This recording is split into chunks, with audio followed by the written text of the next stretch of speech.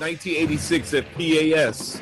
You Word. came in, we were in the hotel, Uh-huh. and you came into the room and you said, "Hey, what's up, Jones?" And I said, "Holy shit, Ralph Hardimon knows my No, I've name." known you from way, way back. You do know that. You know, we never spent any time, but I think we've walked together side by side about 20 steps, maybe 3 times in life.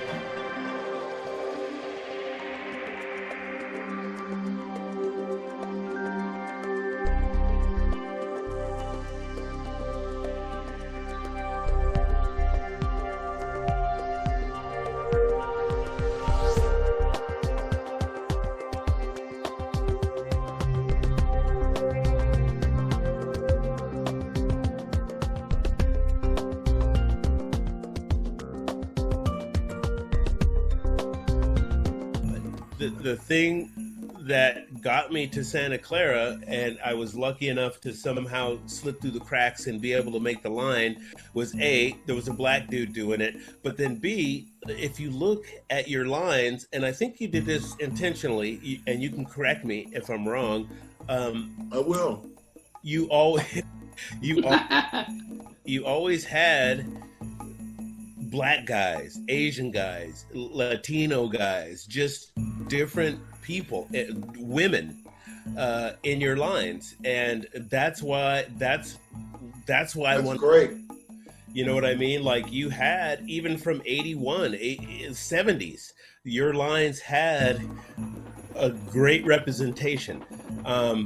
True. So I was looking at going to the Cadets, and I was looking at going to Santa Clara, and just Santa Clara had more people that looked like me than Cadets did.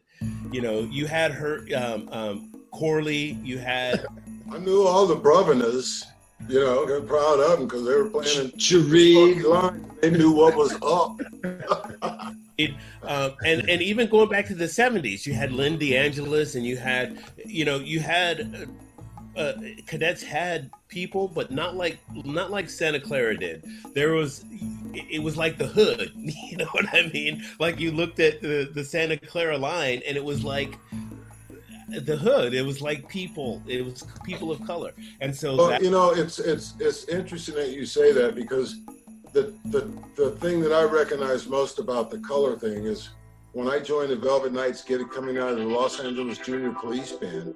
And why I got into the Los Angeles Junior Police Band was all about, as a child in my first year in drum corps, was about some of color, you know, and I never thought about it I guess I hardcore did. It's like everybody was included, and that was the police band and Velvet Knights that I've seen something that it had everybody in it. It was still mostly whites, but I saw everybody in it, and and it just meant something to me. That was part of the attraction that made me go as a kid growing up. Yeah. Not to mention, you know, my grandmother is Indian and black, and my grandfather on my mother's side is French. So, you know, there's always been, and the same thing opposite on the other side is my grandmother's American Indian, a different tribe, but my grandfather was black. So there's a lot of different cultures, whatever that means, but I think it means a lot. But I just thought I'd throw that in there because a lot of people aren't aware of that sitch and the influence. But yeah, I mean, I'm straight out of the hood, and that's just hardcore hood.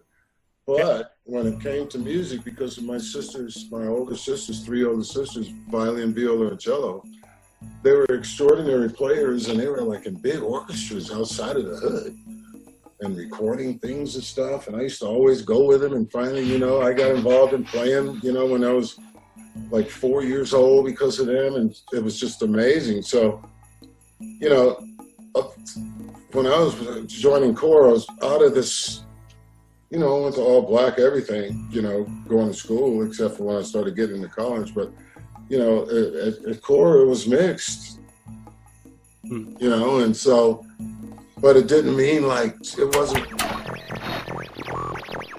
that big of a deal, but it was big enough deal because my family is mixed, so I just fit right in. Yeah, it's been that way, except for like a couple of humdingers as you grow up, and You know, I feel that more and more these days and understand what people have gone through. But I've been very fortunate, and I've been hurt by it in all kinds of ways, you know, and friends in my life and family and other stuff too. So I know about it, and I know y'all know about it. I know Mr. Jones over there knows what I am. Did you purposely, you know, because I feel like there was other guys that were better than me, but I feel like maybe because I was a black guy, you put me in the line, whereas, you know, maybe somebody else might have had better hands. So no, I put you in the line because you were a black guy and you were good enough to be in the line. Okay. So yeah, both of those had something to do with it, but if absolutely because you were good enough to be in the line, and everything else is icing on the cake. Okay. That's why we got a lot to talk about. Yeah, that's the way I looked at it, but we good. I love it, man. I mean, I'm spending some time with James that I haven't talked to since he left. I haven't. Not even hello on Facebook or anything, and I often thought about him. And Michael Jones, I can't remember the last time I talked to you either, but it's kind of the same thing. But you were one of the brothers that always knew about. I knew all about all the brothers doing whatever in the drum lines, especially the ones getting all off in your boutain in your career. Sorry. Pay attention to that. It's just one of the things, man. I love it. That's my guy right there. It really is. I don't think a lot of people know that your sister was in one of the biggest R&B bands of all time.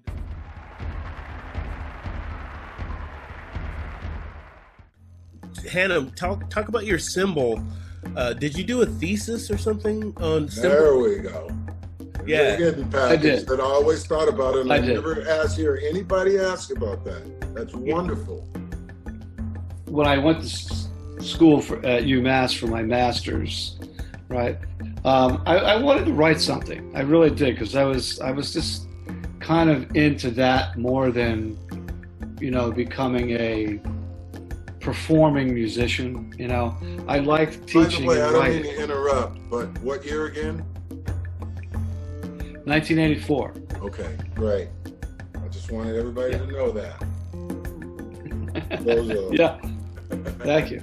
Yeah, and so I actually, in teaching the Crossman in '82, we were in Montreal for DCI finals, and as I mentioned to you guys earlier, Fred was like consulting with us, and he came to literally every camp. Once a month he came out, and but up in Montreal, you know, our cymbals are like, they're cracked, they're fried, they're beaten up, and Zildjian was just trying to get back into the drum corps game, honestly, and so Fred brought Rab Zildjian out to our rehearsal. Rab, oh my God! He's talk about a good time guy, dude, man. Oh, all right, but keep going, don't stop. Yeah, man. So. You know, so he's like really gracious and takes us out to his car.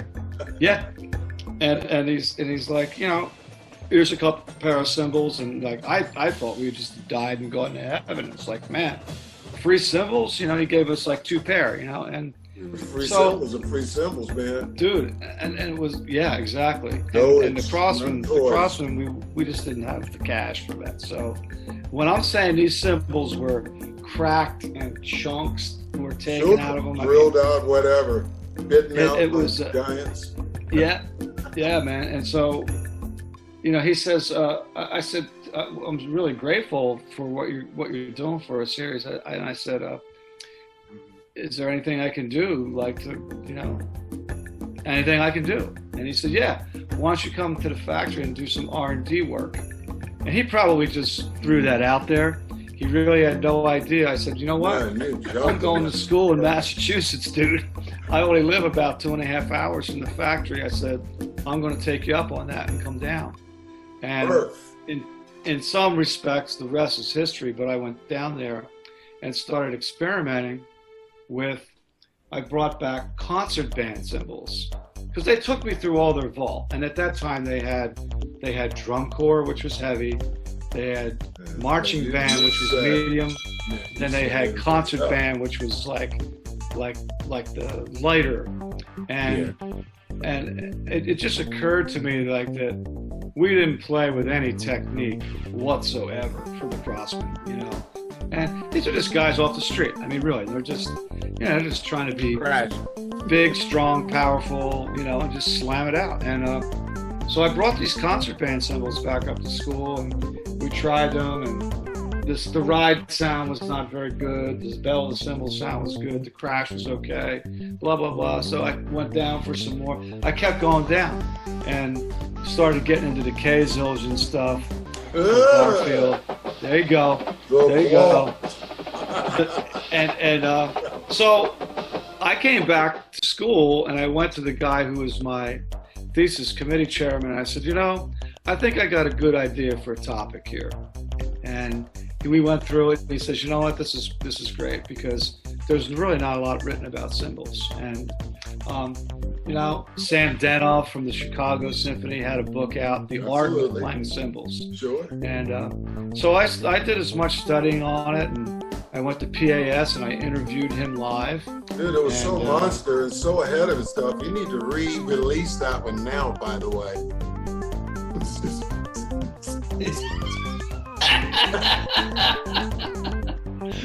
I'll tell you though, man, we took, and we had Moffat. Al Moffat was there, and he was always close by. He was the Zildjian guy, so he would really help us pick cymbals, and we took great care to try to like introduce colors, you know, in the pit, especially in the pit, and then the hand cymbals, and what we're trying to do. So, but we were using cymbals that were like not intended as crash cymbals, and so a lot of just, you know, it was wide open. Throttle was full throttle, anything goes. I so much like how you guys took advantage of that too, and it meant a lot to me, because you know, this is all the stuff that we're studying in college, and then, you know, we get a chance to introduce stuff seriously from a cymbal standpoint, and you open up that door, and it was so nice, because, you know, like, of course I knew exactly what he was talking about, and all right, let's go.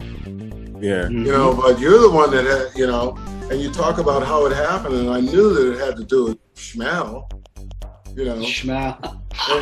And speaking of Schmal, then we got our other Al. That's right. You know, we need to spend some time talking about him and getting his name out in terms of what we're able to do for marching percussion and percussion alone, but especially marching percussion. Yes. You know what I'm saying? We need to do that. Al Duffy was an incredible listener. He was very patient. He played Tippy in the Metropolitan Opera in New York City. So this guy was no slouch, and he would listen, man, and paid attention, and he loved it. He loved the thrill of it. He was drawn to it, and such a hidden master. Yeah, but you know, it was genuine for him. It was, and I think that's why it worked. And lucky for us. No kidding. I mean, no kidding.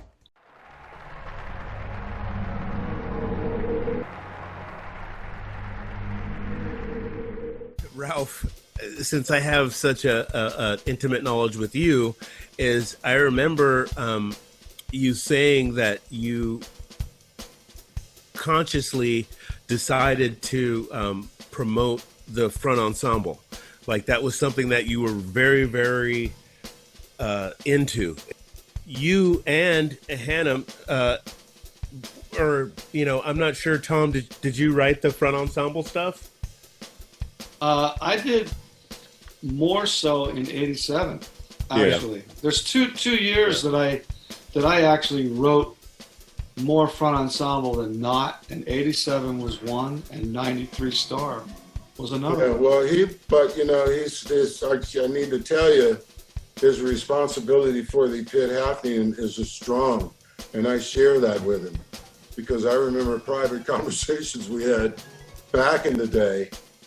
That who's going to bring the marimba out first? That's right. You know, we're sneaking things up on the sideline, had little kits and little concert toms and splash cymbal, you know, and of course, you know, the temps, you know, we finally got that in, and you know, whatever year that was, I can't remember, but they made us take the wheels off of them, which was the stupidest thing ever. I don't know. I'm just saying that the pit thing is, I'm really proud of the fact that you and I opened that up for marching percussion, and we did a good job of it, and we spent some time talking about it, and basically I do remember it starting with, okay, who's going to bring the marimba out first? And I think it was you, I think. Yeah, I think because we were renting stuff from Carol Sound in New York City. Carol Sound, dude. Carol Sound, man. They were talking. They were with stuff back there. And Ralph, this is yet another example of looking for the solutions in from professional musicians. Those instruments were like a real part of the music that we were trying to play. So just well, made I all had the sense. baddest. I mean, we both had the baddest. You know, went on and had the baddest marching keyboard players anybody could ever happen when we took it to that level. And it started with Fred, of course, because he had Joe Way. Joe Way, go day. Joe Way, go day. My boy, man, we share big chunks of Joe Way to this day, cuz. No kidding. You know, but, you know, we had guys that could play, you know, and that started, you know, with Fred, because he started Bob Marson and I, we would talk about, hey, you know, like if you came to us, our commitment to you is that you'll be better when you go back to school than the rest of the kids that are around you in your studio. Hell, man, that trip we had in '84 was extraordinary.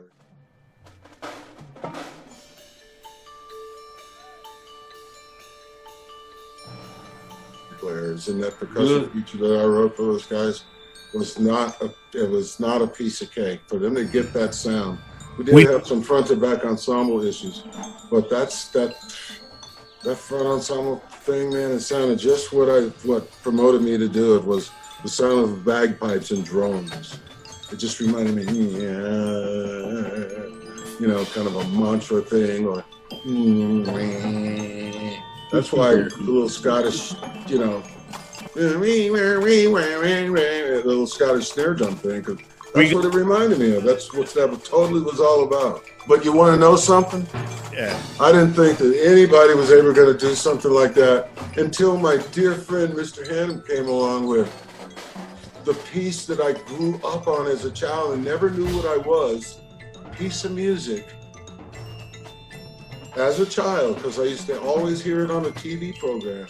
And I'm telling you, I finally figured out who it was. And it was the Bartok, I'll show you what it's like to play a pianissimo percussion feature.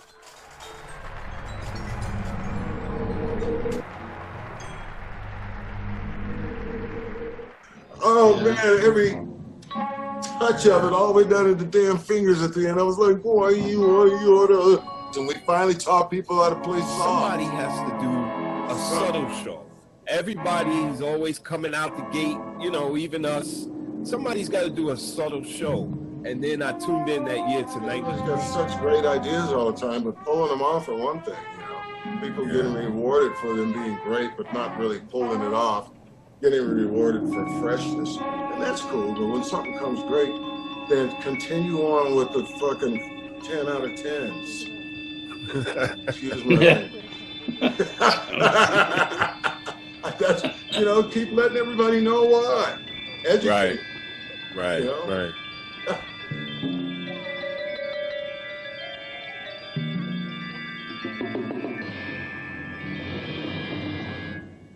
Like I've kept learning, you know what I mean, through time, and it's probably why I'm still involved, right? Even at my tender age, I'm still in there doing this stuff, and I like the learning part of it, and you know, I felt that like I was always learning at Garfield, and I still even look at the people you know whatever surrounded with. I mean, yeah, man, exactly, fabulous. exactly. and so after I left Garfield, you know, I went to Star, blah blah blah, and 93 was like that was cool shit, you know. It seemed to, I think, bring together a lot of the things that I had learned about more, and so I enjoyed that, and I think it was one of those kind of shows that you know, at the time it was misunderstood, you know. Right? It was very misunderstood, and people, much like your observations before, well, we didn't play anything, and there's another drum line that didn't play anything, you know, but they happened to win. Was that again? What's that? Whose observation was that again? Yeah, right, exactly. So, you know, All right, be nice. so, you know, but I enjoyed that. That was extremely memorable, but a challenging year in terms of the personnel. I mean, it was, there's a lot of great players, and there was a struggle in terms of getting them to cooperate. Sounds a little bit like some of your earlier stories. It's very complete. You know, there were very few holes, I think, or gaps in the concept of how everything was put together and done, and what it came out to be.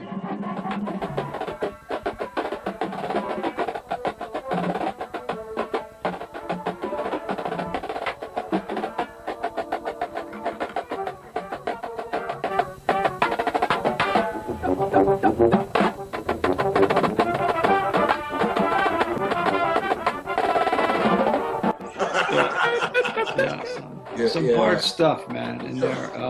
Yes, beautiful.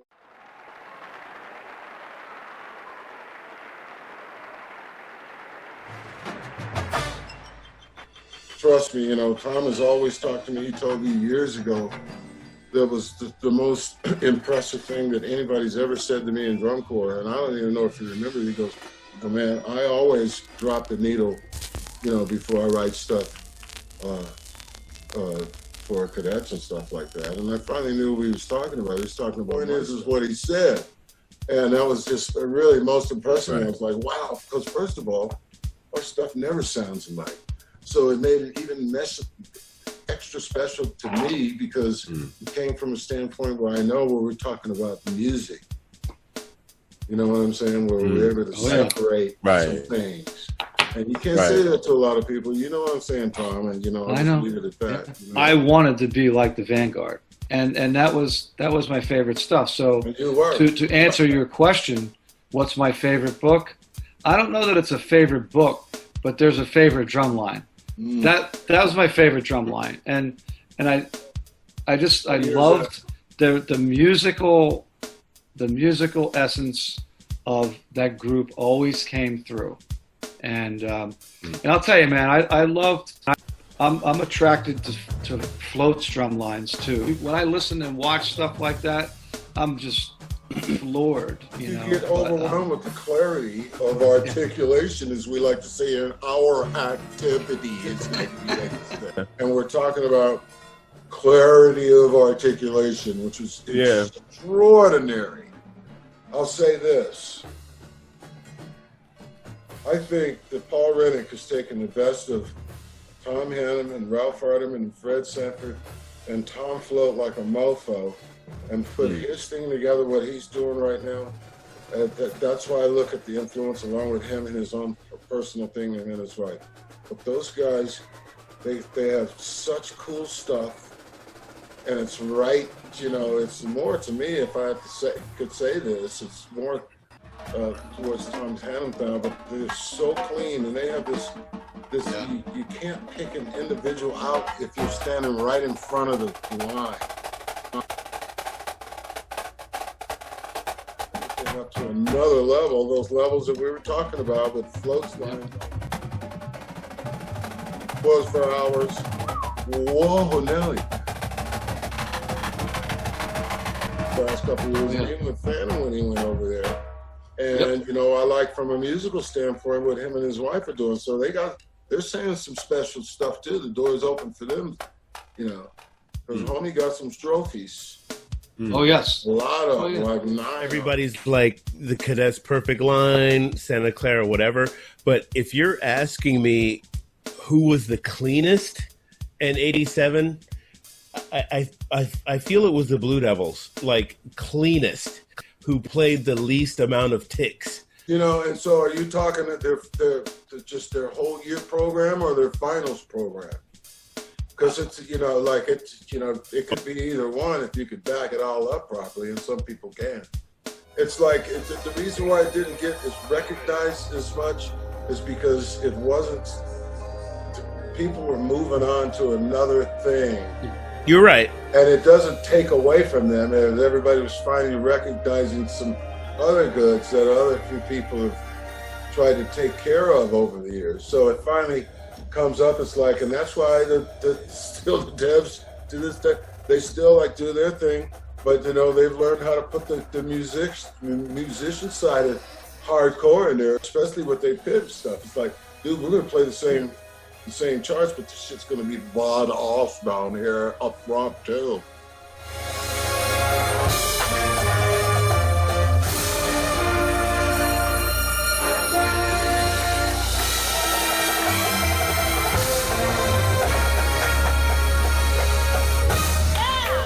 Cadets marched a lot and they played some very innovative things, and then I feel like Santa Clara was right in the middle. Wait a minute.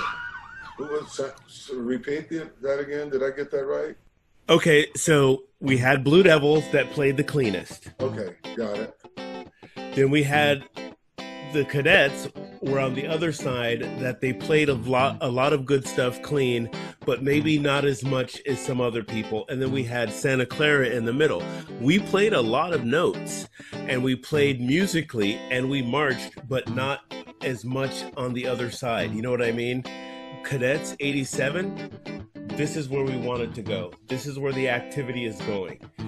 Santa Clara, you were great, but that half a point score was a statement. A half a point? Yeah, we lost by half a point in drums. 5/10? What's that? 5/10. That 5/10 we lost drums by? Your point is what again, James? I just needed to get that straight first. I'm sorry. A half a point at that level is huge. Yes, it is. A half a point between first and second is big. It's a really big statement. And so I feel like DCI or whoever was saying that, y'all, it's not happening. Okay. DCI can't say that if we're not putting up the goods. They can't say this is where the activity is going to go, and we go out there and play a crappy show. We had to meet the level as well as I don't believe that the masters got got together in a little room and said, you know what, I think we're going to know move those guys. Garfield They didn't year. do that. No, we went out and we played the hell out of that show. But here's another thing, too. A lot of that, and I know those guys, it's about the vibe that's going on out there. When you're in that level, that has a lot to it. The vibe that you're presenting to someone as a player that close is something very special that all of us that have taught have been in front of and experienced, and we can't even talk to people about it. Yeah. But being in front of something and feeling this, and yes, I'm making a big deal about a vibe, because I felt the ones that have kicked ass when I've kicked ass in drums. I felt those, and I know I'm going, well, there was certainly that had to be, because you feel those. And it's not like you're just trying to justify shit. I think that's the thing that, and I'm saying this because this is what I believe in, and this is what justifies my thing that they win. Without trying to break everything down. It was a vibe. When I finally saw the videotape, the vibe, and it had to do with the whole core. You couldn't pull the drum line out of it because it was part of this thing. The vibe of all of that was pure. I wanted to, okay, let me look at this again and try to hit this shit. Why the fuck would I hit that? And then I go back to SCV and I go, well, shit, I didn't give that up. I'm not trying to, listen, Palmer's a good friend of mine, man. But if I thought that we should have beat them, I'd be all up his ass about it, and he'd be like, "Yeah, but that ain't what happened." you know, I ain't trying to give him extra points. And yeah, they were pointing. So I don't know if they were pointing and saying that this is a direction.